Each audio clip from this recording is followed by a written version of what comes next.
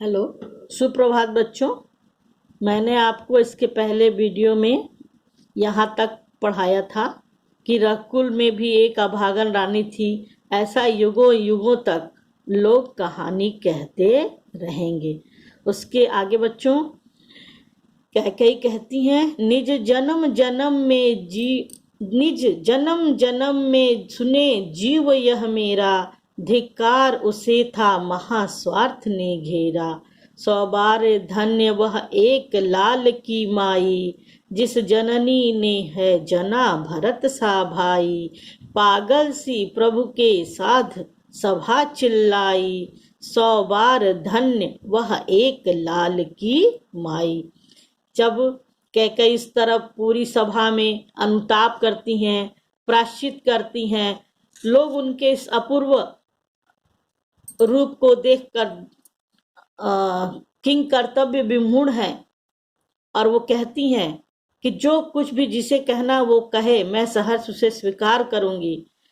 तो वहाँ जो सभा में उपस्थित हैं वो इनकी बात को सुनते हैं और जब वो कहती है कि निज जन्म जन्म में सुने जीव यह मेरा, धिक्कार उसे था महास्वार्थ ने, कि जन्मों जन्मों में यह संसार के लोग मेरी इस कहानी को सुनेंगे, मुझे धिक्कारेंगे, मेरा अपमान करेंगे और कहेंगे कि मुझ जैसी रानी ने महास्वार्थ में, लालच में, अपने लाभ के लिए इतना बड़ा बुरा कार्य किया।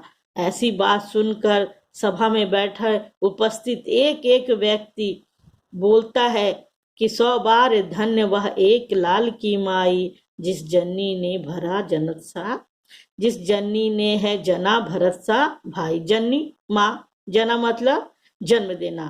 पूरी सभा श्री राम के साथ कहती है कि नहीं, ऐसा नहीं है, आप धन्य हो, आपका पुत्र धन्य है और उस पुत्र को जन्म देने के कारण आप जैसी माता भी धन्य है, क्योंकि आपने जिस पुत्र को जन्म दिया है उससे उत्तम भाई, उससे अधिक श्रेष्ठ भ्राता इस संसार में और कोई नहीं है।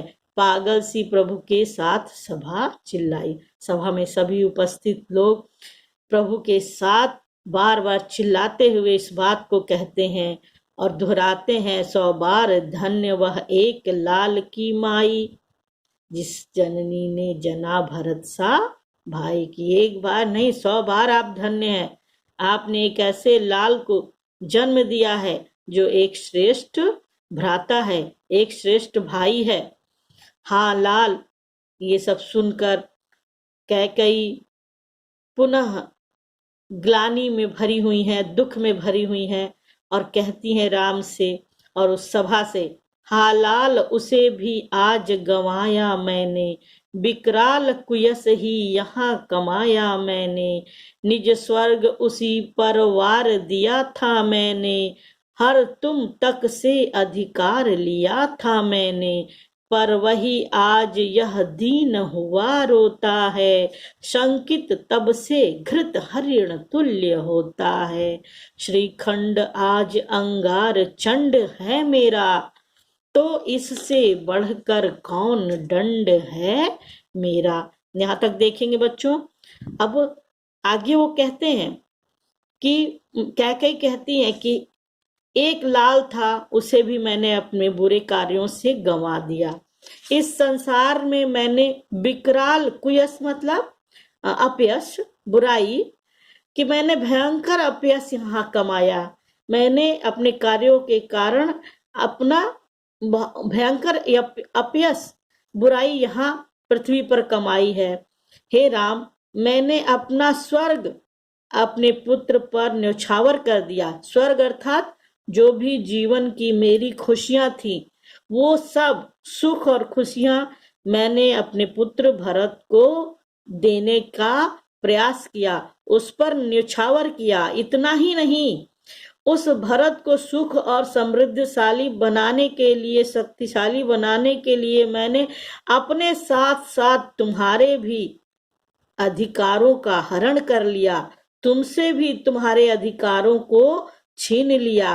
अर्थात जिस गद्दी पे राम को बैठना था, उस राम को आपसे कैकेयी कहती है राम से कि उस गद्दी को भी मैंने, उस राज गद्दी को भी मैंने तुमसे छीनकर भरत को दे दिया। किंतु देखो राम, आज वही भरत जिसे मैंने सभी सुखों से, सभी प्रकार के रुकावटों और बाधाओं से बचा कर रखा, सुखों से समृद्धशाली बनाया, आज वही भरत दीन हुआ रो रहा है, दीन दुखी तुम्हारे सामने बैठा है, रो रहा है। और शंकित तो ऐसे हो जाता है जैसे कोई पकड़ा हुआ हिरण का बच्चा। हिरण मतलब जानते हैं पशु होता है। तो जैसे कोई हिरण का बच्चा के कोई पकड़ ले और वो शंकित हो जाता है कि जैसे कोई हिरण का बच्चा हो और उसके पास से भी कोई निकल जाए तो शंकित हो जाता है कि कहीं ऐसा ना हो ये मुझे पकड़ ले, और शंकित होकर वो झुरमुटों में, झाड़ियों में जाकर छुप जाता है। उसी तरह देखो क्षण क्षण में ये बैठा है जो तुम्हारे सामने, शक्तिशाली होता हुआ भी दीन होकर रो रहा है और एक हिरण के समान बार बार भयभीत हो जा रहा है।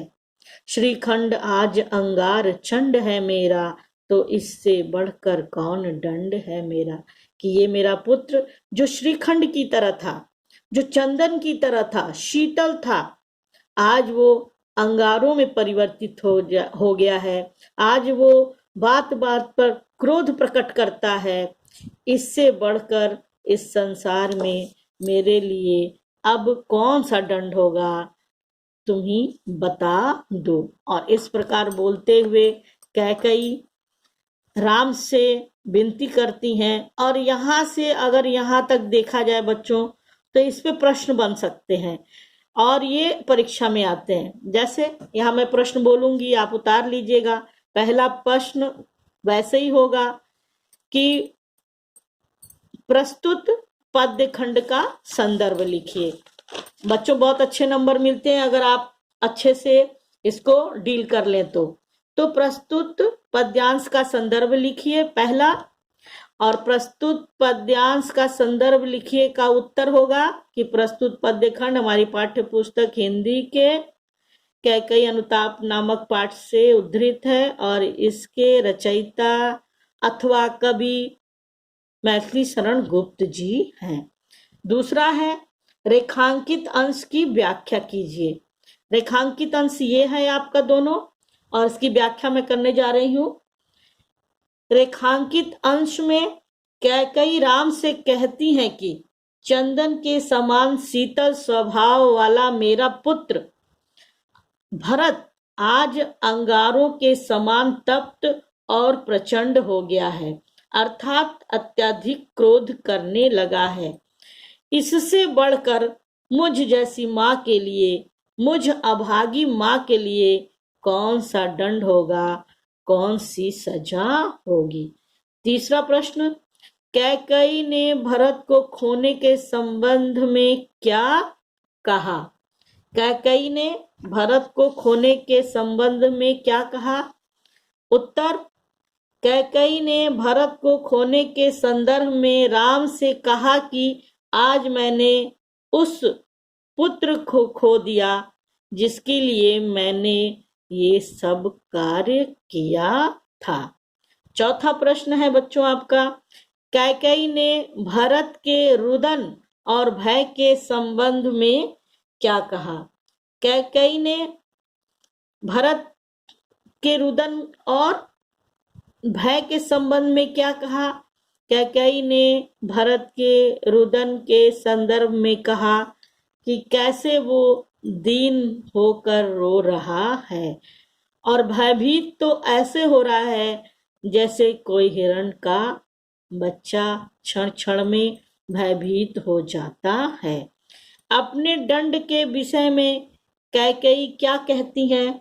इस प्रश्न का आंसर होगा अपने दंड के विषय में कैकेयी क्या कहती हैं। ये प्रश्न है पांचवा और इसका उत्तर होगा कि अपने दंड के संबंध में कैकेयी ने श्री राम से कहा कि जिस माँ का बेटा उसको छोड़कर चला जाए, अर्थात उसका त्याग कर दे, उस माँ को अपने बुरे कर्मों का उससे बड़ा और कौन सा दंड मिल सकता है।